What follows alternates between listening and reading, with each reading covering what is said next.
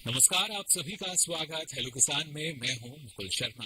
Hello किसान कार्यक्रम में लगातार अलग अलग विषय लेकर हाजिर हम होते हैं। तो चलिए सबसे पहले हमारे आज के जो विषय रहेंगे उसके बारे में आपको हम जानकारी दे दें। आज खासतौर से हम आपको जानकारी देंगे रजनीगंधा की देखभाल के बारे में, और बात होगी प्राकृतिक खेती की, कैसे प्राकृतिक खेती अपनाकर पर्यावरण को हम बचा सकते हैं। ये सारी जानकारी आज आपको देंगे। और इससे जुड़े अगर आपके कुछ सवाल हैं तो आप हमारे टोल फ्री नंबर पर हमें कॉल कर सकते हैं। ये नंबर है 1800113060, साथ ही 1800113061।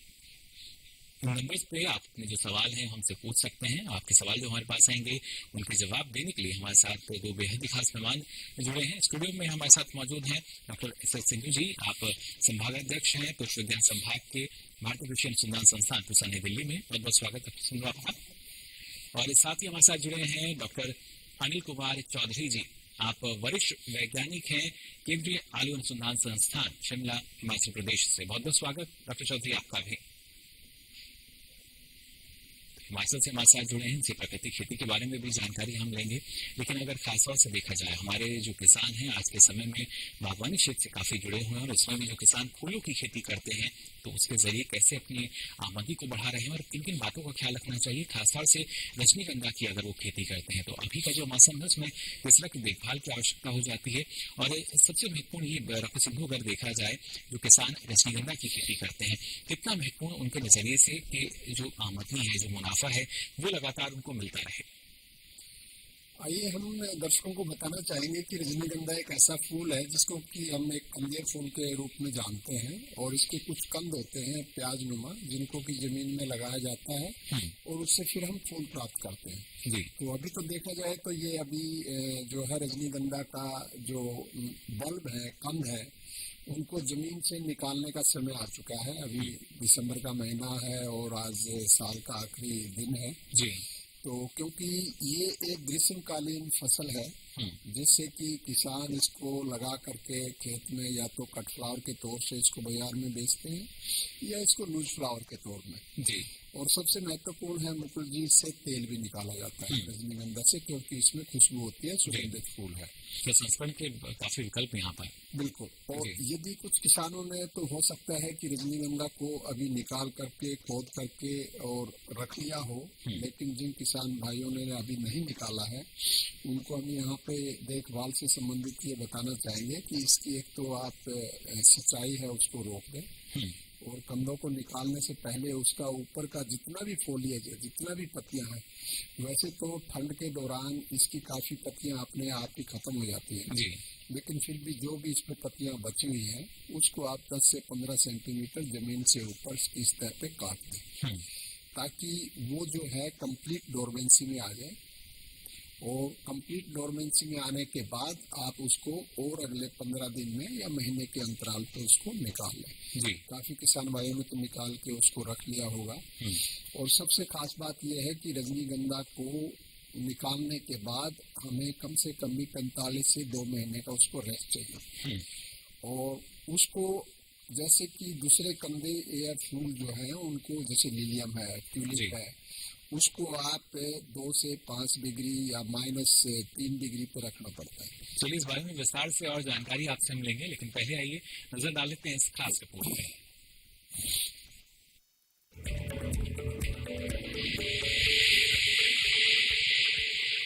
रजनीगंधा सदाबहार जड़ी बूटी वाला एक पौधा है। इसमें फूल की डंठल 75 से 100 सेंटीमीटर लंबी होती है जिसमें सफेद रंग के फूल आते हैं। रजनीगंधा के फूलों का इस्तेमाल गुलदस्ते बनाने के लिए किया जाता है। ऐसे में इसकी खेती आपको अच्छा मुनाफा दे सकती है। रजनीगंधा की खेती रेतीली, चिकनी और अच्छी जल निकास वाली मिट्टी में की जा सकती है। रजनीगंधा की खेती के लिए खेत को तैयार करें। मिट्टी को भुरभुरा करने के लिए 2 से 3 बार जुताई करना जरूरी है। जिन किसानों ने रजनीगंधा की खेती कर रखी है वो इस समय फसल की देखभाल करें, खासकर कीटों और रोगों से फसल को बचाएं। रजनीगंधा में तना जलन रोग होने की आशंका रहती है। इस बीमारी के कारण पत्तों की सतह पर फंगस दिखाई देने लगते हैं। हरे रंग के धब्बे भी देखे जा सकते हैं, साथ ही पत्ते झड़ भी जाते हैं। रजनीगंधा में धब्बा और झुलसा रोग भी लगता है। ये रोग अक्सर बरसात के मौसम में फैलता है। इस रोग के होने पर फूलों पर गहरे भूरे रंग के धब्बे दिखाई देते हैं। इन सभी रोगों से रजनीगंधा को बचाने के लिए समय रहते कृषि विशेषज्ञों की सलाह लेकर उचित उपाय करें। रजनीगंधा में कीटों के लगने की आशंका भी रहती है। रजनीगंधा की फसल पर चेपा और थ्रिप्स से बचाव के लिए फसल पर कैल्थिन, डाइमेथोएट या ऑक्सीडेमेटॉन मिथाइल कीटनाशियों का 1.5 से 2 मिलीलीटर प्रति लीटर के हिसाब से पानी में घोल बनाकर फसल पर छिड़काव करना चाहिए। ये सुंडियों की रोकथाम के लिए फसल पर मिथाइल पार्थियोन की 1 मिलीलीटर मात्रा को 1 लीटर पानी में घोलकर छिड़काव करना फायदेमंद रहता है। लेकिन इस बात का ध्यान रखें कि फसल में किसी भी तरह की दवा का छिड़काव करने से पहले कृषि विशेषज्ञों की सलाह जरूर लें। इसके अलावा इस समय रजनीगंधा की अंतिम बहार की कटाई छटाई करें। फूलों की पैकिंग कर उन्हें बाजार में भेजने की व्यवस्था करें।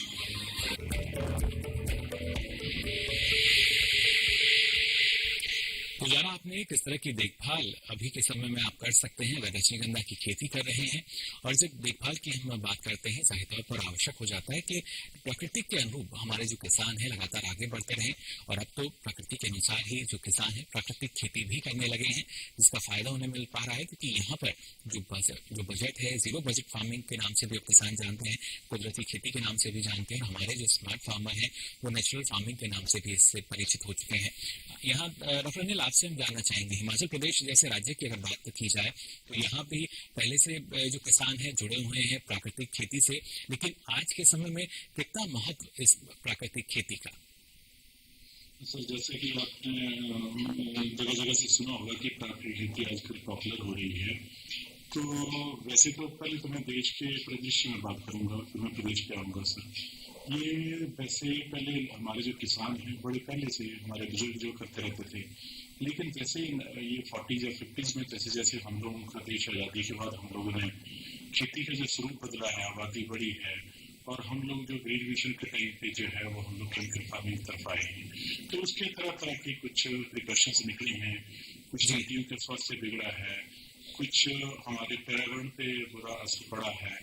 तो हम लोगों ने जो है वो आबादी की जरूरतों को पूरा करने के लिए इस तरीके से जो है खेती को, ऐसी खेती को अपनाया जिससे हमारे जो नेचुरल रिसोर्सेज हैं, हमारे जो फूड की क्वालिटी है वो थोड़ी बिगड़ी है। और उसके साथ साथ ही हमारे जो पालतू पशु हैं, जो हमारे जो आदमी लोग या जनसंख्या जिसके ऊपर जो डिपेंडेंट रही है, उसमें तरह तरह के जो स्वास्थ्य के जो बुरा असर पड़ा है। तो अब धीरे धीरे लोगों का रुझान हुआ है कि हम लोग फिर से उसी रास्ते की तरफ लौट चले जहां से हम लोगों का पिछले बुजुर्ग करते थे। तो यही एक प्राकृतिक खेती जिसमें हम लोग जो है प्राकृतिक विधियों से जो है हम लोग पोषक तत्वों का, मिट्टी का प्रबंधन करते हैं, पोषक तत्वों का प्रबंधन करते हैं। हम लोग बीमारी कीड़ों से जो है वो फसलों को बचाते हैं, हम लोग पेड़ पौधों को बचाते हैं और जो हमारी जरूरतें, इंसान की जरूरतें, उसको पूरी करते हैं। रही बात हिमाचल के परिदृश्य में, तो हिमाचल में ये पिछले 6-7 सालों से प्राकृतिक खेती के ऊपर, जीरो बेस्ड नेचुरल फार्मिंग के ऊपर बहुत जोर दिया गया है। और अब तो प्रदेश में एक पॉलिसी बना ली है कि हम लोग ज्यादा से ज्यादा किसानों को जो है वो प्राकृतिक खेती की तरफ लेके जाएंगे। और सबसे बड़ी बात ये है कि हिमाचल में जो किसान, जो पहाड़ी किसान है, वो छोटा किसान है, छोटे छोटे खेत हैं। तो जब वो केमिकल फार्मिंग करता है या जो दूसरी जो कन्वेंशनल जो हमारी खेती उसको करता है, तो उसमें उसकी लागत बहुत ज्यादा बढ़ जाती है। जी, और आज के समय में ये जरूरी कि उसी लागत को हम कम कर पाएं और प्राकृतिक खेती की तरफ और अग्रसर हो सकें। सरकार भी इसके लिए प्रयास कर रही है। जो किसान हैं उनको कैसे इसके जरिए लाभ मिल सकता है, इस बारे में और जानकारी आपसे मांग के लेंगे। लेकिन पहले आइए नजर डाल लेते हैं इस खास रिपोर्ट पर।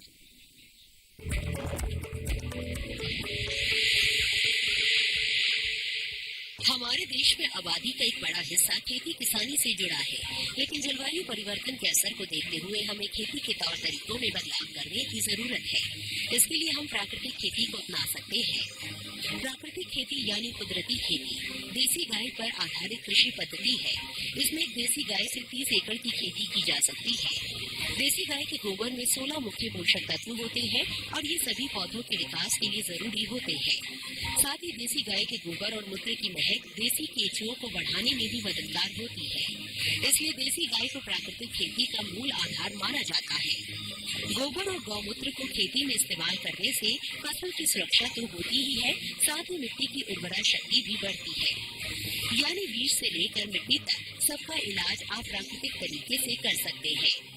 प्राकृतिक खेती बाढ़ और सूखे से निपटने में भी सक्षम होती है, चाहे कम सिंचाई वाली जमीन हो या फिर ज्यादा पानी वाली भूमि। प्राकृतिक खेती से किसान साल में कई फसलें ले सकता है। आपको बता दें कि प्राकृतिक खेती करने के लिए गहरी जुताई करने की जरूरत नहीं होती।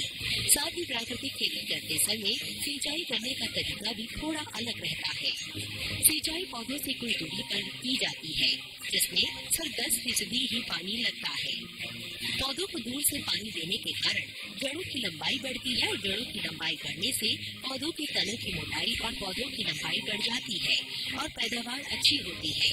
प्राकृतिक खेती में पौधों की दिशा का भी खास ध्यान रखा जाता है। इसमें पौधों की दिशा उत्तर दक्षिण होती है। ऐसा करने से पौधों को सूरज की रोशनी ज्यादा समय तक मिल जाती है, जिससे न सिर्फ कीट लगने की आशंका कम हो जाती है, बल्कि पौधों में पोषक तत्व भी संतुलित मात्रा में इकट्ठे हो जाते हैं। कुल मिलाकर प्राकृतिक खेती कम लागत में ज्यादा मुनाफा देती है।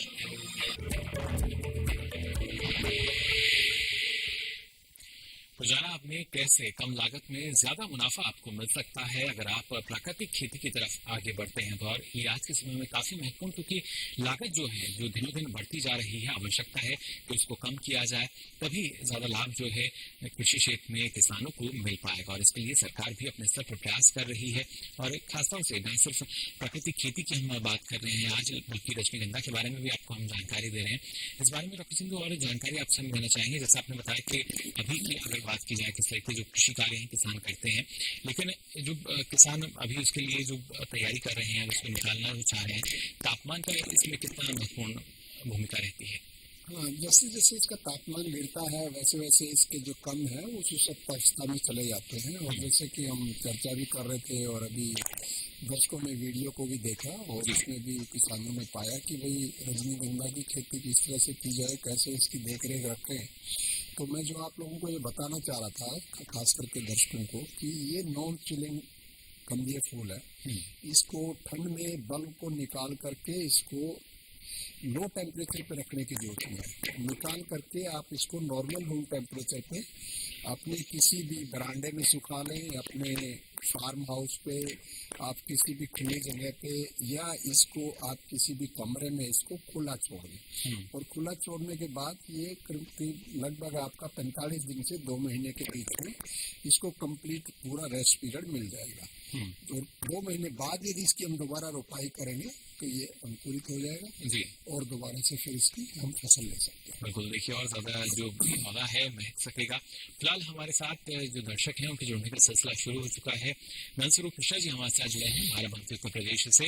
नंद स्वरूप जी, बहुत बहुत स्वागत आपका। क्या जानना चाह रहे हैं?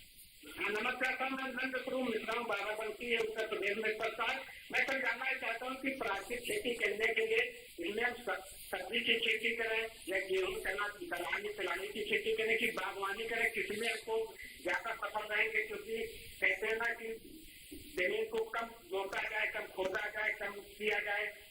जी, तो आप जानना चाह रहे हैं कौन सी फसल जो है वो प्राकृतिक खेती के तहत ये ले सकते हैं। डॉक्टर अनिल, क्या जानकारी देना चाहेंगे आप इनको? आप किसी भी तरह की खेती करते हैं उसको कर सकते हैं। सबसे बड़ी बात है कि इसमें हमें हर तरह के जो पौधे हैं, जैसे पेड़ हैं या फिर आपके फलदार बड़े पौधे हैं, उसके साथ हम लोग जो है वो छोटी फसलें भी ले सकते हैं, हम लोग सब्जियां भी ले सकते हैं। और प्राकृतिक खेती में तो हम लोगों को जो है वो एक तो मल्टी लेयर में, मल्टी टायर में क्रॉपिंग करनी है।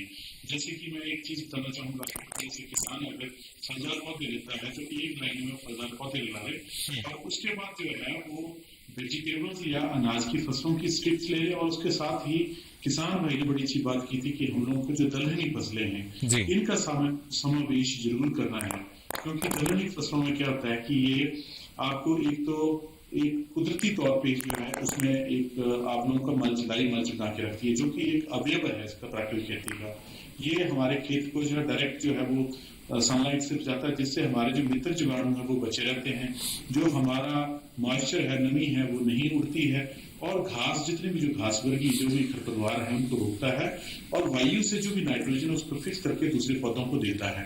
और अलग अलग तरह की फसलें साथ लगाने से अलग अलग लेयर से जो है मिट्टी की अलग अलग जो गहराई है वहां से जो है पोषक पेड़ गहराई से खींचेंगे।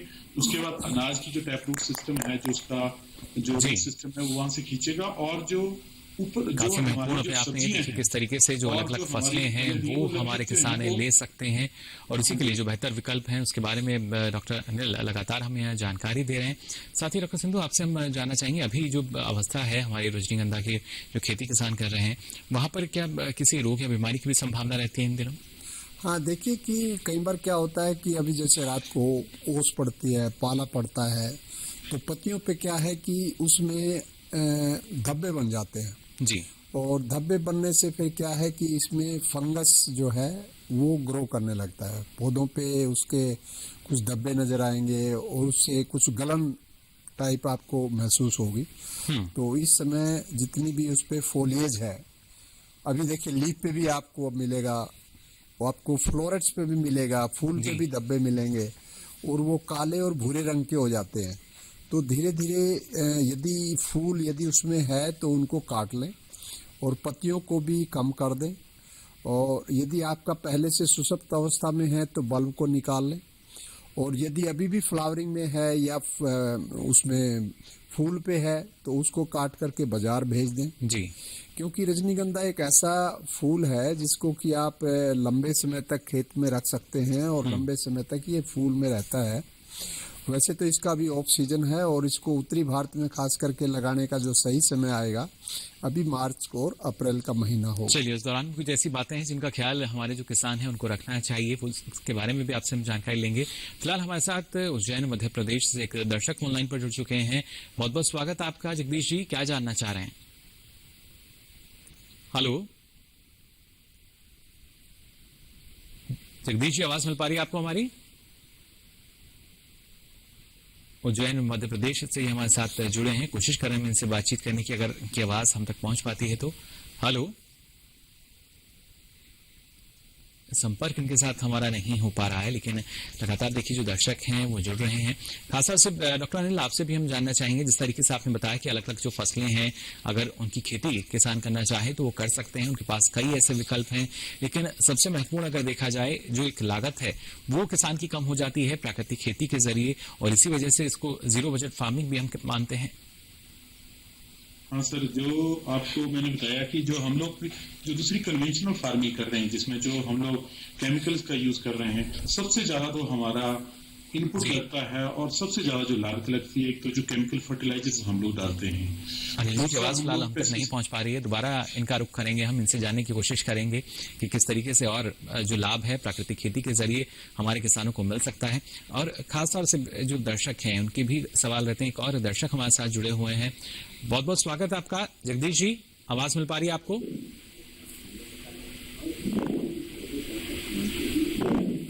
हेलो हेलो जी जगदीश जी, सवाल पूछ सकते हैं आप अपना। अरे कहाँ सर? अरे सर ये मक्के की खेती में बहुत कीड़ा लग रहा है, क्या बात? हेलो जी, आपकी आवाज मिल पा रही है। मक्के की खेती में जो कीट है वो आप बता रहे हैं। मक्के में बहुत कीड़ा लगता है सर नाली के अंदर जी। चलिए, इनका जो सवाल हमारे पास आया है, लगातार जो अलग अलग फसलें हैं उसमें कई तरह की बीमारियां जो हैं वो आती हैं, कीट आते हैं। डॉक्टर अनिल, ऐसे में क्या, जैसे जो किसानों की समस्याएं रहती हैं, हालांकि उन्होंने मक्के के बारे में जानना चाह रहे थे, लेकिन क्या प्राकृतिक खेती जो है इसके लिए भी एक बेहतर विकल्प है कि उसमें कम बीमारियां आए और कम कीटों का खतरा हो? सर, इसमें ऐसे है कि जब हम लोग प्राकृतिक खेती करते हैं, सबसे बड़ी बात है कि नाइट्रोजन फर्टिलाइजर्स को हम लोग बहुत ज्यादा स्तर पर यूज नहीं करते हैं, इस्तेमाल नहीं करते हैं। उससे जो पौधे में जो नाइट्रोजन का स्तर है, आप जो सकुलेंस जिसको बोलते हैं कि जूसन पहुंच नहीं पा रही है, दोबारा हम कोशिश करेंगे इनसे और जानकारी लेने की। फिलहाल यहाँ डॉक्टर सिंधु, आपका रुख हम जी। सर, आवाज नहीं आ रही है? जी, अब आपकी आवाज आ रही है, आप जवाब दे सकते हैं। ऐसा है सर कि उसमें हम लोग जो नाइट्रोजनस फर्टिलाइजर कम डालेंगे तो उसमें क्या होता है कि आपका जूस वगैरह जो है पौधे में जो जिसको बोल सकते हैं कि रसदार पौधा नहीं होता, चाहे वो मक्का का है, और उसी में जो है ज्यादा से ज्यादा कीड़े लगते हैं। तो प्राकृतिक खेती में क्योंकि बैलेंस में न्यूट्रिशन होता है तो उससे जो है कीड़े कम लगते हैं। और दूसरी बात है, अगर कीड़ों का प्रकोप आ भी जाता है किसी एरिया में तो हम लोग तंबाकू वगैरह के घोल का भी इसमें इस्तेमाल कर सकते हैं, नीम के घोल का इस्तेमाल कर सकते हैं। उससे जो है हमारे जो भी कीट हैं जो लगते हैं उसमें खासकर जो तना छींटक वगैरह लगते हैं हैं उनका उससे जो करके जो है वो कंट्रोल इसमें मक्का में भी किया जा सकता है। तो देखिए कैसे जो एक तरीके से रोग और कीट प्रबंधन भी जो है वो प्राकृतिक खेती के तहत आप कर सकते हैं। आवश्यकता है तो सिर्फ जानने की, और यही जानकारी लगातार आप तक हम पहुंचाते रहेंगे। फिलहाल यहाँ रुकने एक छोटे से ब्रेक के लिए जल्द हाजिर होंगे। आप बने रहिए दूरदर्शन किसान पर।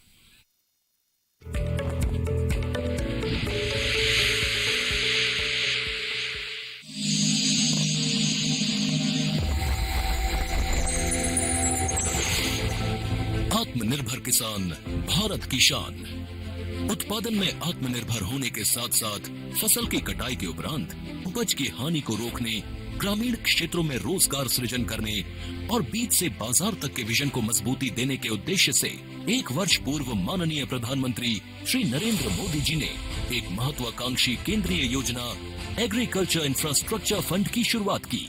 इस आधुनिक इंफ्रास्ट्रक्चर से कृषि आधारित उद्योग लगाने में एक बहुत बड़ा बदलाव आएगा और बहुत बड़ी गति आएगी। साथियों, अब हम उस स्थिति की तरफ बढ़ रहे हैं जहां गांव के कृषि उद्योगों से फूड आधारित उत्पाद शहर जाएंगे, और यही तो आत्मनिर्भर भारत अभियान का संकल्प है। एग्रीकल्चर इंफ्रास्ट्रक्चर फंड से पात्र लाभार्थी गोदामों का निर्माण कर सकते हैं। छटाई या ग्रेडिंग इकाई, पैकिंग हाउस, सप्लाई चेन और कोल्ड चेन जैसी सुविधाएं, या फिर प्राथमिक कृषि प्रसंस्करण केंद्र की स्थापना कर सकते हैं। इस योजना के तहत पात्र लाभार्थियों को 2 करोड़ रुपए तक के ऋण पर अधिकतम 7 वर्ष के लिए ब्याज में 3% तक की छूट दी जा रही है। ऋण पुनर्भुगतान के लिए 6 महीने से 2 वर्ष तक मोरेटोरियम की सुविधा भी उपलब्ध है। इस योजना ने अब तक सफलता की कई मिसालें कायम की हैं, जैसे कि मध्य प्रदेश के लाभार्थी श्री विपिन त्रिपाठी ने एग्रीकल्चर वेस्ट से बायोफ्यूल बनाने का इनोवेटिव प्राइमरी प्रोसेसिंग सेंटर लगाया है। लोन मिलने की वजह से हम समय पर सारी मशीनों का प्रोक्योरमेंट और सारा सिविल वर्क टाइम पे करवा पाए, जिससे प्रोजेक्ट को लगाना संभव होता है।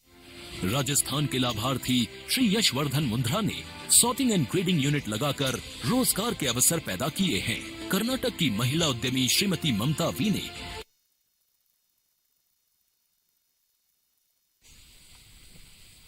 तो ब्रेक के बाद आप सभी का एक बार फिर स्वागत हेलो किसान में। लगातार आज आपको हम जानकारी दे रहे हैं रजनीगंधा की देखभाल आप कैसे कर सकते हैं, और प्राकृतिक खेती की अगर बात की जाए कितना महत्वपूर्ण इसके जरिए जो हमारे किसान हैं कैसे अपनी आमदनी को बढ़ा सकते हैं और लागत को कम कर सकते हैं। साथ ही डॉक्टर सिंधु, जैसे आप हमें बता रहे थे कि फिलहाल का जो समय चल रहा है उसमें ज्यादा संभावना तो नहीं रहती, लेकिन किसानों की जो लागत की अगर हम बात करें, प्राकृतिक खेती की तो बात कर ही रहे हैं, लेकिन जो किसान रजनीगंधा की खेती करते हैं कैसे वो अपनी लागत को कुछ कम कर सकते हैं? रजनीगंधा एक ऐसा फूल है कि जिसमें आपको कम लागत आएगी, उसमें बहुत ज़्यादा कीट या बहुत ज़्यादा बीमारी नहीं लगती, और इसके जो कंद हैं वो भी बाजार में सस्ते मिलते हैं, किसान आपस में भी खरीद सकते हैं। इसका जो कंद का जो मूल्य होगा, एक में मार्केट में बाजार भाव यदि बताऊं तो 50 पैसे से 2 रुपया।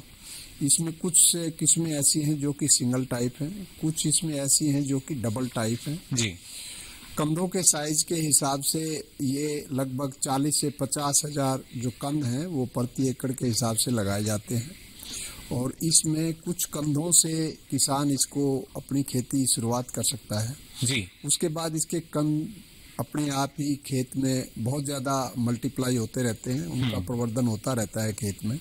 एक बार लगाने के बाद एक कंद से लगभग 10 या 12 जो कंद हैं तीसरे वर्ष उससे मिल जाते हैं जी। तो ये बहुत ही एक अच्छी मल्टीप्लायर क्रॉप है, और कहते हैं कि गरीब की फसल है, गरीब की फसल नहीं है, लेकिन इसमें कम लागत है। तो देखिए, उचित प्रबंधन अपनाकर आप न सिर्फ लागत को कम कर सकते हैं बल्कि अपने मुनाफे को बढ़ा सकते हैं। एक और दर्शक हमारे साथ जुड़े हैं जीन हरियाणा से, बहुत बहुत स्वागत आपका किसान में।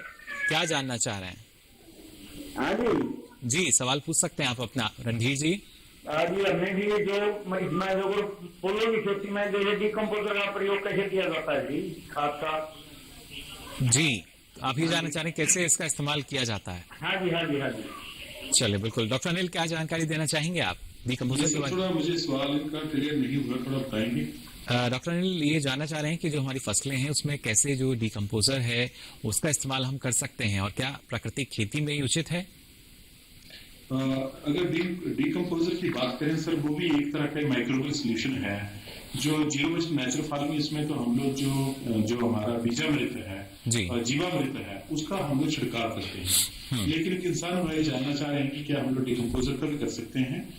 जी बिल्कुल कर सकते हैं। डिकम्पोजर का बेसिकली जो हम लोग जहां मल्चिंग करते हैं या जहां पर हम लोग जीरो टिलेज करते हैं, जैसे हम लोग का धान गेहूं काटते हैं उसके बाद कुछ हमारे जो है वो स्टबल्स रह जाते हैं, तो उस पर करने के लिए हम लोग उसका छिड़काव करते हैं। तो वो जो छिड़काव जो है उससे जो है वो डिकम्पोज हो जाता है जल्दी से जल्दी। जितने भी हमारे पास जो एग्रीकल्चर का वेस्ट होता है, चाहे वो शुगर केन का हो, चाहे धान का हो, मक्का का, गेहूं का, वो जल्दी गल जाता है और वो मिट्टी में जो है हमारे जैविक अंश को बढ़ाता है और अल्टीमेटली हमारी जो खेत की उर्वरा शक्ति और जो हमारे खेत के जो मित्र जीवाणु हैं उनको बढ़ाता है और हमारी पैदावार में हेल्प करता है। और मोर हम लोग जो है जो ज्यादातर स्टबल्स को जला रहे हैं उससे भी हम लोग बच जाते हैं। तो ये भी एक अच्छी तकनीक है। लेकिन हम लोग जो है हम लोग ज्यादातर जो natural zero waste natural farming है उसमें हम लोग जीवामृत और बीजामृत का इस्तेमाल करते हैं। जी, लेकिन इस बारे में चाहूंगा थोड़ी सी और जानकारी आप हमारे दर्शकों को दें। जीवामृत की अगर बात करें या बीजामृत की बात की जाए, कैसे इसका निर्माण जो है किसान खुद ही कर सकते हैं और क्या क्या फायदे इनके हमारी फसलों में? बिल्कुल सर, मैं ये चाह रहा था कि आप हम लोग थोड़ी बेसिक बात करें जी। तो जो हमारी जो प्राकृतिक खेती है इसके एक चार मुख्य पिलर हैं सर। सबसे पहले तो हम लोग खेत की जो स्वास्थ्य बढ़ाने के लिए, जीवाणुओं को संख्या बढ़ाने के लिए हम लोग जो है वो जीवामृत बनाते हैं और हम लोग जब बीज की बिजाई करते हैं उसके लिए बीजामृत तैयार करते हैं और उसका जो उपचार करके जो है बीजों को या कंदों को या जो नर्सरी के पौधे होते हैं उनको हम लोग खेत पे लगाते हैं जी। और उसके बाद जो तीसरी आती है हम लोग आच्छादन करते हैं। तीसरा जो इसका अवयव है नेचुरल फार्मिंग का, उसमें जो है हम लोग आच्छादन मतलब हम लोग खेत में जो भी हमारे खेत में जो वेस्ट होता है, पेड़ पौधों हो गया या हमारी जो बंड्स होती हैं उसके ऊपर जो भी खरपतवार होता है उनका बिजाई के बाद हम लोग आच्छादित कर देते हैं, मल्चिंग कर देते हैं, जिससे कि जो है खेत में खरपतवार भी ना आए। और आजकल आपको पता है कि बारिश कम हो रही है और प्रकृति की जो बदलाव आ रहा है तो जो नमी को भी खेत में बनाए रखता है और जो हमारे मित्र जीवाणु है उनके ऊपर डायरेक्ट सनलाइट धूप नहीं पड़ती है, उनकी संख्या जो है वो बढ़ती जाती है। और गलने के बाद यही जो पौधे हैं जो वेस्ट है ये हमारे का ऑर्गेनिक अंश को बढ़ाता है और हमारे जो नेचुरल की संख्या को भी बढ़ाता है। और चौथा जो उसमें जो प्रकोप है, चौथा जो उसका प्रारूप है वो है भाषा, इसमें भापाशा। इसमें जो हम लोग सॉइल की एरेशन करते हैं। एरेशन कैसे है?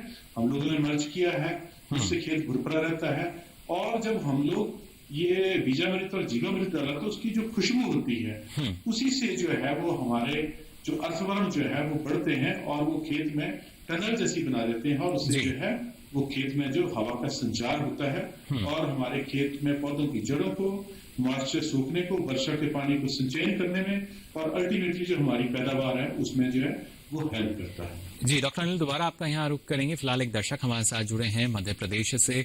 बहुत बहुत स्वागत आपका हेलो किसान में। क्या जानना चाह रहे हैं? हेलो जी विजय जी, क्या जानना चाह रहे हैं? सर हेलो नमस्कार। जी नमस्कार विजय जी, मैं आपसे गुजारिश करना चाहेंगे अपनी टीवी सेट का वॉल्यूम आप बंद कर दें। हेलो जी, सवाल कर सकते हैं आप अपना। सर आवाज आ रही है सर? सुन पा रहे हैं? जी सुन पा रहे हैं आपको हम। सर टीवी सेट का वॉल्यूम बंद है सर। जी सवाल कर सकते हैं आप। लगातार दर्शकों से हम यही अपील करते हैं जब भी सवाल पूछें तो टीवी सेट का वॉल्यूम बंद रखें, इससे आसानी होती है आपका सवाल हमें यहाँ पर सुनने में और आपके बाद जवाब। सवाल है जी जो मध्य प्रदेश में खंडवा जिले में जी हेलो जी रजनीगंधा का सर फसल कर सकते हैं सर? मध्य प्रदेश के खंडवा में रजनीगंधा की खेती। बिल्कुल, क्यों नहीं, आप रजनीगंधा की खेती कर सकते हैं। और खंडवा में तो बहुत अच्छी आपके पास जमीनें हैं और काफ़ी फर्टाइल हैं वहाँ की ज़मीनें और बहुत अच्छी वहाँ पे सब्जी होती है, फल फूल होते हैं। तो ये भी एक फूल ही है रजनीगंधा भी, और इसकी खेती आप मार्च के महीने से और अप्रैल के महीने में इसकी कुछ लिमिटेड एक क्षेत्रफल में आप इसकी रोपाई कीजिए जी और देखिए कि वहाँ पे अच्छा होगा। बिल्कुल। और जो आपने समय यहाँ बताया डॉक्टर सिंधु, मार्च अप्रैल की हम बात करें तो उससे पहले किस तरह की सावधानी या कुछ ऐसी खास बात जिसका ख्याल रखना चाहिए हमारे जो किसान हैं उनको? सबसे पहले तो आप अपना जो सामग्री है, जो इसके कंद हैं, वो कहाँ से मिलेंगे वो आप सुनिश्चित कर लें। उन कंदों को रेस्टेड बल्ब होने चाहिए। अभी जो कंद निकलेंगे वो मार्च के महीने में लगाए जा सकते हैं जी। तो उस समय इसके जो कंद हैं वो आपके कम से कम 4 से 5 सेंटीमीटर उसका डाया होना चाहिए, ताकि वो कंद जैसे लगाएं आपको फूल मिले। इसमें कुछ कंद ऐसे होते हैं कि जो एक न्यूनतम डाया के होते हैं, उसका जो क्षेत्रफल है, उसका जो एक डायमीटर है, उसका जो व्यास है जी। और कुछ उसमें छोटे होते हैं कंद। तो जो छोटे होंगे, जिनका डाया 4 से नीचे होगा या 3 या 2.5 होगा, तो वो फूल नहीं देंगे, वो कंद बनाएंगे अगले वर्ष। लेकिन जो 4 और 4.5 और 5 और 6 डाया के सेंटीमीटर के जो कंद होंगे वो आपका फूल देंगे। उसके आप रोपाई करें और रोपाई करते समय लाइन थ्रू लाइन आप पौधे से पौधे की जो दूरी है वो 20 सेंटीमीटर और लाइन से लाइन की 30 सेंटीमीटर जी। और इसको जैसे कि हम आलू की रोपाई करते हैं इसी तरह से करते हैं। और जो बड़े कंद हैं उनकी गहराई कम रखते हैं, छोटे कंदों की गहराई ज़्यादा रखते हैं जी। और इसकी रोपाई करने के बाद इस पे ठीक से मिट्टी चढ़ा दें और मिट्टी चढ़ाने के बाद हल्की इसकी आप सिंचाई कर सकते हैं। और सिंचाई करने के बाद ये फिर धीरे धीरे पौधा ग्रो करने लगता है और लगभग आपका 3 महीने बाद ये फूल देना शुरू करता है। तो यानी करीब बुआई के 3 महीने बाद, रोपाई के 3 महीने बाद जो आमदनी है वो किसान की शुरू हो सकती है। हाँ बिल्कुल, आमदनी इसकी शुरू हो सकती है। और एक बार लगाने के बाद इसको आप चाहे तो 3 वर्ष तक एक ही खेत में रख सकते हैं या इसको आप हर वर्ष निकाल सकते हैं जी। और इंटरक्रॉपिंग भी इसमें हम कर सकते हैं। इंटरक्रॉपिंग के लिए क्या विकल्प आप यहाँ सुझाना चाहेंगे? इंटरक्रॉपिंग के लिए जैसे कि आप देख रहे हैं कि अभी सर्दी का मौसम है, इस समय इसके जो है फोलिएज है वो कम हो जाएगा। इसके फूल हैं उनको निकाल देते हैं, ऊपर से फोलिएज को काट देते हैं और जो कंद हैं वो जमीन में इनएक्टिव रहेंगे जी। वो कोई भी स्प्राउट नहीं करेंगे, जमीन में पड़े रहेंगे। तो आप इसमें गेंदे की खेती कर सकते हैं, सीजनल फ्लावर लगा सकते हैं, पालक की खेती कर सकते हैं जी। आप इसमें धनिया लगा सकते हैं और वो आपका मार्च के महीने में निकल जाएगा और मार्च में फिर ये कंद जी दोबारा से स्प्राउट करेंगे और ये निकल जाएगा। तो देखिए किस तरीके से एक आमदनी का जरिया जो है वो सुनिश्चित हो जाता है आपके लिए कम ही समय में।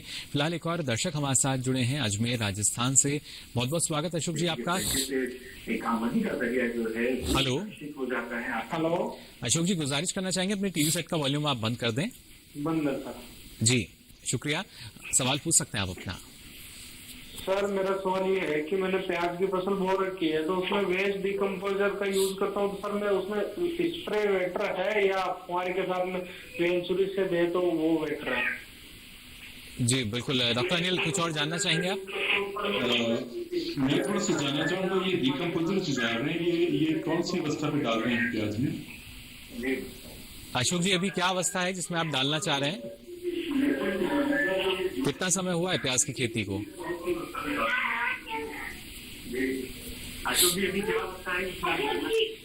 अभी जस्ट सर अभी 7-8 दिन का हुआ है, अगला 21 दिन बाद में पानी देना है उसको। जी जी डॉक्टर अनिल। सर ये किसान भाई जो अजमेर से जो जुड़े हुए हैं, मैं इनको ये कमेंट करना चाहूंगा कि वो जीवामृत जो है उसको बना सकते हैं जी। और जीवामृत का भी वो जो है वो नेचुरल खेती वाला जो अगर तकनीक से अगर उन्होंने करना है तो उसका जो है वो 1 महीने के बाद, क्योंकि अभी 1 महीने की जब फसल हो जाएगी तो उसमें इन्होंने जीवामृत जो है उसको लेना है, उसका 100 लीटर पानी में 5 लीटर डालना है, उसका छिड़काव करना है जी। और उसके बाद अगले 21 दिन में जब ये फसल लगभग 51-52 दिन की हो जाएगी तो उसमें जो है वो इनको 150 लीटर पानी में 10 लीटर जो है जीवामृत का घोल बना के उसका छिड़काव करना है और उसके नेक्स्ट 21 दिन के बाद अगले फिर 200 लीटर पानी में जो है वो 20 लीटर जीवामृत लें और उसका जो है छिड़काव करें। हो सके तो सिंचाई के साथ भी ये कर सकते हैं। और जो चौथा करें, क्योंकि जब ये स्टेज आती है 90-100 दिन की तो उसमें जो है कुछ जो है उसमें बीमारियां वगैरह या उसमें कीड़े वगैरह के प्रकोप आता है, तो उस समय पर जो है ये 200 लीटर पानी लेके उसमें ये 5 लीटर जो है छाछ को डाल के, जो हमारे घर में होती है, और राजस्थान जैसे राज्य में तो दूध दही छाछ की कमी नहीं है, तो वहाँ उसको डाल के उसकी स्प्रे कर सकते हैं। तो ये तो एक पद्धति है जिसमें कि हमारे मित्र जीवाणुओं की खेतों में संख्या बढ़ेगी और कुदरती तौर पर ही वो जो है पोषक तत्वों को जो है वो हमारे जो केमिकल अवस्था में या जो हमारे ऑर्गेनिक जैविक अवस्था में जो भी बाउंड है पोषक तत्व, उनको तोड़ के पौधे को प्रोवाइड करेगी। और रही बात डिकम्पोजर की, तो डिकम्पोजर का अगर उन्होंने अगर कहीं ऑर्गेनिक मैटर या फिर जिसको गोबर है या फसल के अवशेष अगर उसमें डाले उन्हें, तो उसके ऊपर जो है वो डिकम्पोजर भी काम करेगा। उसका वही काम है कि जो जैविक चीजें हैं उनको तोड़ के पोषक तत्वों को देता है। तो दोनों विधियों से जो है किसान अपने पोषक तत्वों का प्रबंधन कर सकता है। तो बेहतर विकल्प देखिए आपके पास है, प्राकृतिक खेती का भी, जीवामृत के जरिए भी आप इसको कर सकते हैं और अपनी लागत को काफी हद तक कम कर सकते हैं। फिलहाल एक और दर्शक हमारे साथ जुड़े हैं मध्य प्रदेश से। बहुत बहुत स्वागत देवीलाल जी आपका, क्या जानना चाह रहे हैं? सर जी, मैं रजनीगंधा के बारे में जानना चाह रहा हूँ सर जी, कि इसमें कंद को अपने को कहाँ से सर अवेलेबल हो सकता है और कौन सी मंडी में बिक सकता है, प्लस इसमें कौन कौन से रोग आते हैं सर? चलिए रतलाम से जानना चाह रहे हैं। हाँ जी। और सर साथ में मैं एक और क्वेश्चन है जी सर, मैंने सर्पगंधा लगा रखा है 1 एकड़ में जी, और सर स्टीविया भी लगा रखा है मैंने सर 1 एकड़ में जी। तो सर इनमें कोई रोग तो नहीं आएगा सर इसमें कि आता है? ये जानकारी नहीं है, हमने फर्स्ट बार लगाया है, तो इसमें कोई रोग तो नहीं आएगा सर? ये जानकारी जानना चाहता हूँ। देखिए औषधीय पौधे हैं तो शायद संभावना कम रहती है। एक तो बात इन्होंने कही औषधीय पौधों की, उनमें तो बीमारी की रोकथाम के लिए ऐसा है कि अभी अनिल कुमार जी ने भी कुछ प्राकृतिक तरीके से कैसे बीमारियों को रोका जा सकता है, तंबाकू है, तुम्बा है और आपका नीम है, इसका स्प्रे करके प्राकृतिक तौर से कोई भी फंगस है उसकी रोकथाम की जा सकती है। दूसरा बताया इन्होंने कि ये रजनीगंधा में थोड़ा सा इंटरेस्ट है, इच्छुक है जी। तो रतलाम का इलाका खास करके इसके लिए जो हमारा मैंगो है उसके लिए जाना जाता है और उसमें इसको भली भांति से खेतों के बीच में लगा सकते हैं जी। इसको लगाने के साथ साथ आप इसमें निराई गुड़ाई करें, इंटरक्रॉपिंग करें या इसको खुले खेत में लगाएं। खुले खेत में भी यदि आपके पास कोई भी ऐसा खेत है जिसको आप खुले खेत में लगाना चाहते हो तो वहाँ भी इसकी रोपाई कर सकते हैं। सब्जियों के बीच में मेंढ पे भी लगा सकते हैं। जहाँ तक है इसके कंद की बात, बहुत सारे किसान इसकी खेती करते हैं और ख़ास करके मैं हमारे उत्तरी भारत में बताना चाहूँगा कि हमारे यहाँ पे जो पलवल है, फरीदाबाद है, इस इलाके में खतौली है मुजफ्फरनगर के पास, बहुत एक लंबा एरिया इसमें इसकी खेती करते हैं। और हमारे जिस पूसा संस्थान है, हमारा directorate of floriculture research Pune में है, वहाँ भी इसके कंद मिलेंगे जी। पूरा कल्याणी और वेस्ट बंगाल का जो इलाका है वहाँ पे इसकी खेती काफ़ी लंबे अरसे में इसकी खेती करते हैं और काफ़ी क्षेत्रफल में इसकी खेती होती है जी। और वहाँ पे भी खास करके मध्य प्रदेश में भी इसकी किसान काफ़ी खेती करते हैं। तो किसी भी किसान से भी अच्छा मटेरियल लिया जा सकता है। यदि आप इसको लूज फ्लावर या कट फ्लावर के रूप में खेती करना चाहते हैं तो इसमें सिंगल टाइप की जो वैरायटी है उसकी खेती की जाए। यदि आप तेल भी निकालते हैं कुछ लोग, तो इसमें 2 तरह की किस्में आती हैं, एक है सिंगल, एक है डबल जी। डबल को खास करके लंबे कट फ्लावर के तौर पे इसको प्रयोग में लाते हैं। सिंगल में जो खुशबू है वो ज़्यादा होती है, उससे तेल भी निकालते हैं। लूज फ्लावर में भी उसको मंडी में बेचते हैं, लंबी स्टिक के रूप में भी काट करके इसको बाजार में भेजा जाता है जी। जहाँ तक है मंडियों की बात, अभी ये देख रहे हैं आपकी ये सिंगल है, तो सिंगल में क्या है कि जो इसका फ्लावर होगा, जो वल्स, ये डबल है आप देख रहे हैं, तो इसमें डबल गुच्छे में होगा फूल। सिंगल में क्योंकि सिंगल इसका पेटल्स होगा, तो इसको आसपास के किसी भी बाज़ार में, और ख़ास करके जैसे हम मंडियों की बात करें तो दिल्ली में गाजीपुर तो सबसे बड़ी मंडी है ही, और ख़ास करके मध्य प्रदेश की हम बात करें तो भोपाल है, इंदौर है जी। ये ऐसे छोटे शहर हैं या ऐसे कस्बे हैं, डिस्ट्रिक्ट हैं जहाँ पे इसकी काफ़ी खपत रहती है। चलिए बिल्कुल, तो देखिए किस तरीके से और ज्यादा लाभ आपको मिल सकता है। फिलहाल हमारे साथ एक और दर्शक जुड़ गए हैं फोन लाइन पर। बहुत बहुत स्वागत आपका, क्या जानना चाह रहे हैं? गजेंद्र जी जुड़े हैं राजस्थान से। Hello sir. जी गजेंद्र जी, सवाल पूछ सकते हैं आप अपना। सर हमने अपने खेत में आलू लगाया है जी, उसका कंद का आकार नहीं बढ़ता है। जो आकार है वो नहीं बढ़ता है। हाँ। चलिए बिल्कुल, डॉक्टर अनिल कुछ सुझाव देना चाहेंगे यहाँ पर? मैं तो पहली बात तो किसान भाई को पहले बताऊंगा कि जब भी आप आलू की बिजाई करते हैं तो जो आलू के जो बीज के आलू यूज करते हैं, इस्तेमाल करते हैं, उसमें कम से कम 2 आंखें होनी चाहिए और उनका जो बीज का जो वजन है अगर 40-50 ग्राम तक, कई बार किसान छोटा डालता है या काट के डालता है, तो भी उसमें जो है बीजोपचार करें। अब क्योंकि मैं बात कर रहा हूँ प्राकृतिक खेती में, तो इसमें जो है बीजामृत बना के जो किसान उससे लेप करके उसकी बिजाई करे। चलिए ये भी अच्छे विकल्प हैं जिसके जरिए वो मेड़ों पे लगाए जी, तो कुछ सावधानी अपनाकर बेहतर कर सकते हैं। जो समस्या है ये जल्द से जल्द खत्म हो सकती है। आगे भी आपको हम जानकारी देते रहेंगे, लेकिन यहाँ रुक रहे हैं एक और छोटे से ब्रेक के लिए।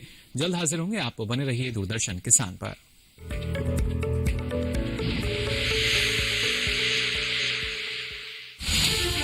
अन्नदाता किसानों की खुशहाली और उनकी आय में बढ़ोतरी के लिए भारत सरकार लगातार प्रयासरत है।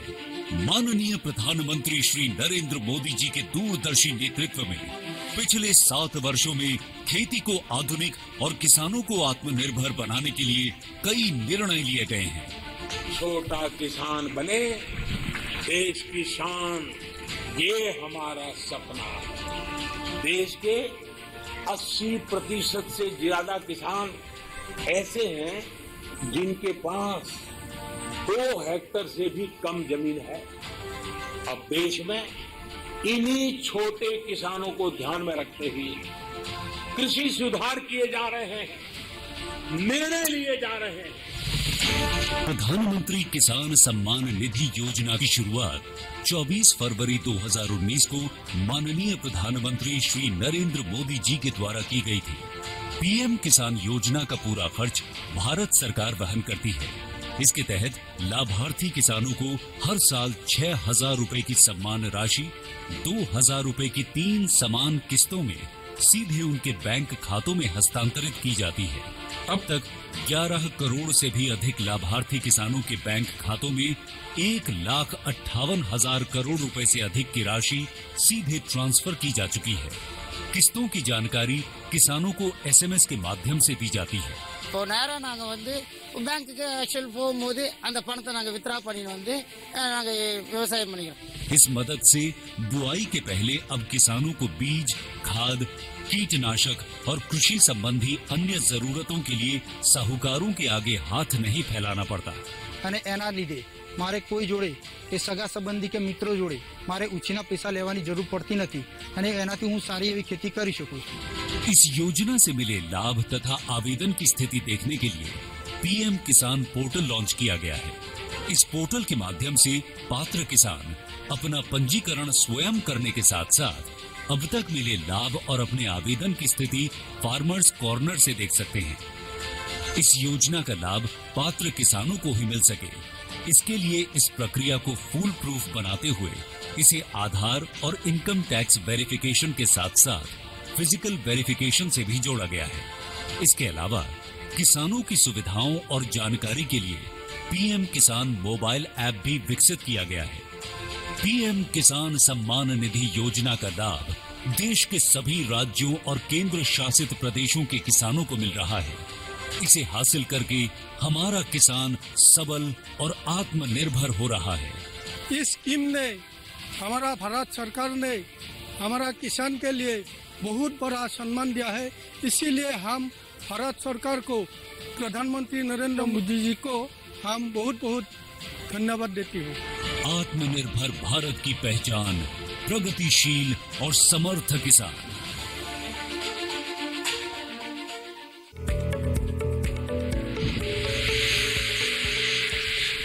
ब्रेक के बाद आप सभी का एक बार फिर स्वागत हेलो किसान में। आज लगातार आपको हम जानकारी दे रहे हैं रजनीगंधा की देखभाल और इसके साथ ही प्राकृतिक खेती से जुड़कर कैसे हमारे जो किसान हैं और ज्यादा अपनी आमदनी को बढ़ा सकते हैं, साथ ही साथ पर्यावरण को भी बचा सकते हैं।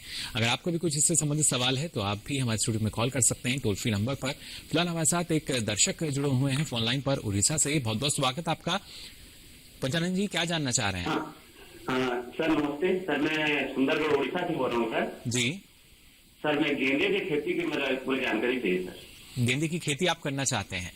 जी सर। चलिए बिल्कुल, डॉक्टर साहब क्या जानकारी? देखिए पंचानंद जी, गेंदा एक कौन सा वेरायटी सर लगाएंगे अभी? हाँ, बिल्कुल। वैसे तो अभी आप जो हमारी शरदकालीन मौसम में लगने वाली किस्में हैं उसके लिए आप थोड़ा सा लेट हो चुके हैं, क्योंकि जो गेंदा है वो लगभग अक्टूबर और नवंबर के महीने से उसकी रोपाई शुरू हो जाती है जी। लेकिन हाल ही में भी यदि आपको कहीं से कुछ पौध मिल जाती है तो आप एक एक्सपेरिमेंट के तौर पे गेंदे की खेती की शुरुआत कर सकते हैं।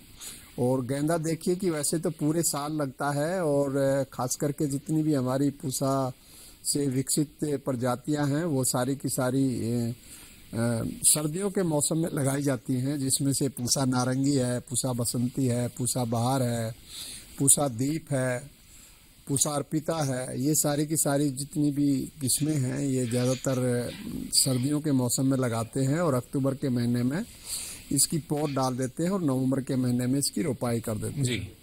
लेकिन अभी फरवरी में फिर दोबारा से गेंदा लगाया जाएगा, जिसको कि हम गर्मियों का गेंदा बोलते हैं, और उसमें खास करके लड्डू गेंदा लगाया जाता है। और वो गेंदा खास करके कटिंग के माध्यम से तैयार करके खेतों में किसान उसकी रोपाई करते हैं जी।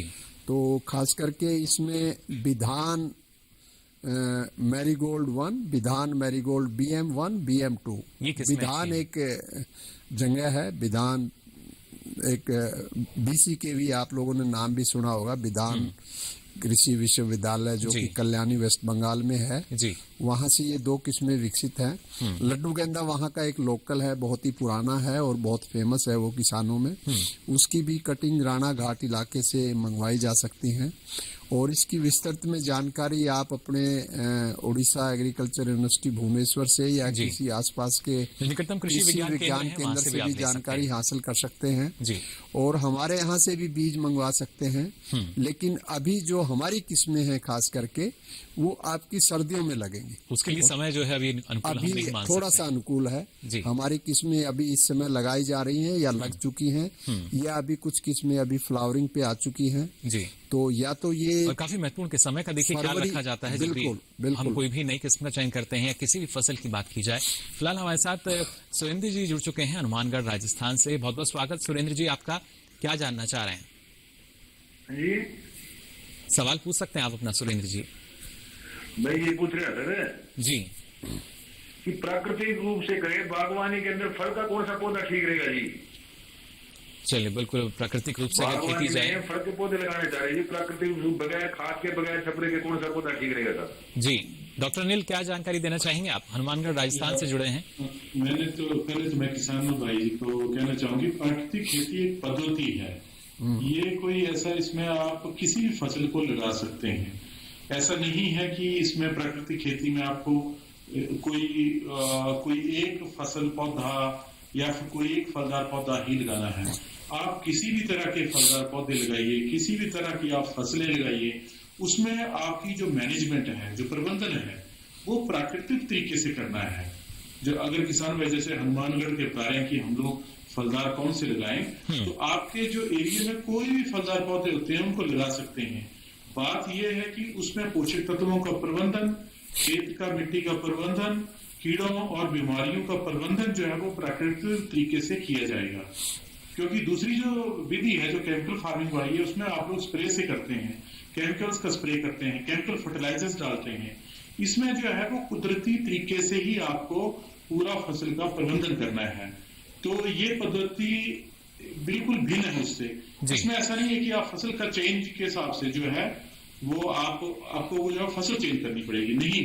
इसमें किसी फसल में आप प्रबंधन करिए, आपको उसी तरीके से जो है पैदावार आपको मिलेगी, चाहे फलदार है चाहे दूसरी फसलें हैं। अनिल जी, एक और दर्शक हमारे साथ जुड़े हैं, नीरज जी जुड़े हैं देवास से। बहुत बहुत स्वागत आपका नीरज जी क्या जानना चाह रहे हैं?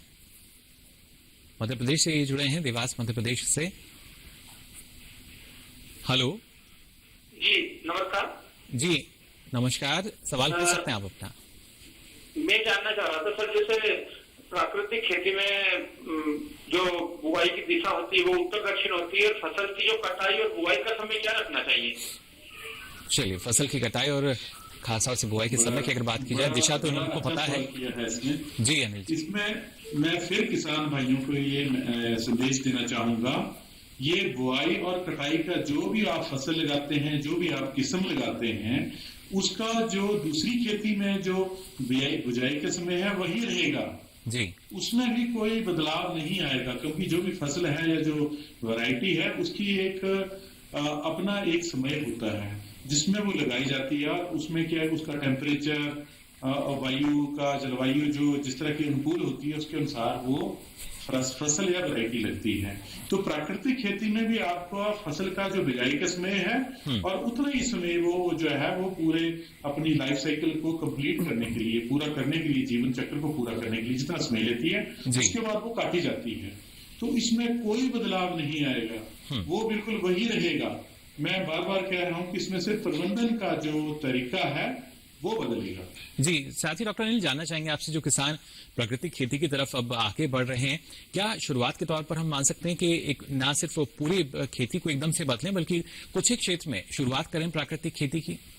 बिल्कुल सर, मैं एक संदेश देना चाहता हूं किसानों को, जब भी वो प्राकृतिक खेती की अपनी जो केमिकल फार्मिंग वाली खेती जो है उस रासायनिक खेती से प्राकृतिक खेती की तरफ बदलाव लाते हैं, सबसे पहले उनको इस तकनीक के बारे में नजदीकी कृषि अधिकारियों से या कृषि विज्ञान केंद्र से वो बिल्कुल ट्रेनिंग लें, एक प्रशिक्षण लें और कैसे इसको बनाते हैं, जीवामृत, बीजामृत और इस तरीके की जो भी इसमें जो सोल्यूशन बनते हैं या घोल बनते हैं, जैसे तंबाकू के घोल की बात की थी सिंधु सर ने, या फिर उन्होंने ये नीम के घोल की बात की थी। तो ये सारी चीजें जो है हम लोगों को एक तकनीकी अधिकारी से सीख के कैसे कैसे करना है, कैसे समय पे कितने अमाउंट में ये बनाना है। जैसे जीवामृत की बात करें तो उसमें जो है वो गोबर, गुड़, बेसन और उसमें जो है कुदरती जो मिट्टी होती है, अच्छी मिट्टी जो होती है खेत की, वो डाली जाती है और इस तरीके से बनाया जाता है। वैसे ही हम लोग जो बीजामृत डालते हैं तो इन चीजों में जो है हम लोगों को लाइम डाला जाता है, चूना डाला जाता है, तो इनकी एक संतुलित मात्रा की जानकारी होनी चाहिए। तो इस तरीके की जानकारी लें, उसके बाद शुरू करें। चलिए, बिल्कुल छोटे स्तर से शुरू करें, इस बात का ख्याल जी हमारे किसानों को रखना होगा कि शुरुआत में जो क्षेत्र है आपका उसमें अगर आप करने जा रहे हैं तो छोटा वो रखें, उसके बाद धीरे धीरे इसमें आप आगे बढ़ सकते हैं। फिलहाल डॉक्टर अनिल कुमार चौधरी, इतनी महत्वपूर्ण जानकारी आपने हमारे दर्शकों के साथ साझा की, इसके लिए आपका बहुत बहुत आभार। धन्यवाद सर। जी, साथ ही यहाँ डॉक्टर सिंधु, आपसे भी आखिर में हम जानना चाहेंगे और किन बातों का ख्याल रखें हमारे जो किसान भाई हैं जिनको बेहतर दाम जो है बाजार में चलते चलते मुकुल जी मैं बताना चाहूंगा कि सुरेंद्र सिंह थे जो कि हनुमानगढ़ से जुड़े हुए थे। मैं उसके सवाल से एक किसानों को ये संदेश देना चाहता हूँ कि जैसे कि उन्होंने हनुमानगढ़ की बात की तो वहाँ पे कीनों की बहुत अच्छी खेती होती है जी, नींबू वर्गीय पौधे वो लगा सकते हैं, वहाँ तक कि वहाँ पे गुआवा है, बेर है, उसकी खेती कर सकते हैं, बीच बीच में इंटरक्रॉपिंग कर सकते हैं, उसमें रजनीगंधा लगा सकते हैं। लेकिन ये बात अच्छी, अब किसान जो है वो बदलाव चाहता है और उसमें प्राकृतिक खेती भी कर सकते हैं वो। और अभी हाल ही में 16 दिसंबर को माननीय प्रधानमंत्री जी ने जो प्राकृतिक खेती का जो कॉन्क्लेव था जो कि हमारा सीधा प्रसारण था गुजरात से, वो सभी लोगों ने देखा और सभी लोगों ने उसको दोहराया, सभी ने उसको सराहाया। तो इसमें बदलाव की आवश्यकता है और हमें नो डाउट कि हमें जो एक्सेसिव यूज ऑफ केमिकल हैं, पेस्टिसाइड, फंजीसाइड, इसको कम करना होगा और प्राकृतिक खेती को हम धीरे धीरे अपनाना होगा। हम ये नहीं कहते कि आप पूरा का पूरा 100% जो है क्षेत्रफल आप प्राकृतिक खेती में ले आएं, पर धीरे धीरे उसमें बदलाव की आवश्यकता है। चलिए, बिल्कुल धीरे धीरे जो बदलाव है देखिए उसकी आवश्यकता, और वही बदलाव अब जो किसान हैं वो भी महसूस कर रहे हैं। और साथ ही जो रजनीगंधा की खेती करते हैं उसके बारे में भी आपने इतनी महत्वपूर्ण जानकारी दी। डॉक्टर सिंधु, के लिए आपका बहुत बहुत शुक्रिया। तो जाना आज आपने कि कैसे रजनीगंधा की अगर खेती आप कर रहे हैं किस तरह की देखभाल करनी होगी, साथ ही प्राकृतिक खेती आज के समय में क्यों महत्वपूर्ण है और आज के समय को देखते हुए उसका क्या महत्व है। अब चलिए हमारे जो अगले विषय रहेंगे उसके बारे में भी आपको हम जानकारी दे देते हैं। हम अगले विषय में खासतौर से बात करेंगे प्रधानमंत्री कृषि सिंचाई योजना के बारे में। और बात होगी मंजर निकलते समय आम के बागों की देखभाल आप कैसे कर सकते हैं। इसके साथ ही अपना कोई सवाल या सुझाव है तो हमें ईमेल कर सकते हैं। हमारी मेल आईडी है hellokisan2015@gmail.com। साथ ही फेसबुक के जरिए भी आप हमसे जुड़ सकते हैं। फेसबुक पर जाकर आपको हिंदी में टाइप करना है हेलो किसान और यहां भी अपना सवाल या सुझाव आप लिखकर छोड़ सकते हैं। अब बारी है सबसे महत्वपूर्ण विकल्प की। जी हाँ, डीडी किसान कॉल सेंटर का नंबर नोट कर लीजिए। ये नंबर है 1800113060। सोमवार से शनिवार सुबह 6 से रात के 10 बजे तक ये लाइन खुली है। इस पर भी आप अपना सवाल दर्ज करा सकते हैं और ये सारी जानकारी जो है अब आप देख सकते हैं डीडी किसान के यूट्यूब चैनल पर भी। इसके लिए आपकी टीवी स्क्रीन पर जो QR कोड दिखाया जा रहा है इसे स्कैन कीजिए, फिर ये सारी जानकारी आप यूट्यूब के माध्यम से कभी भी कहीं भी देख सकेंगे हेलो किसान के साथ। फिलहाल आज के लिए कार्यक्रम में बस इतना ही। दीजिए इजाजत, नमस्कार।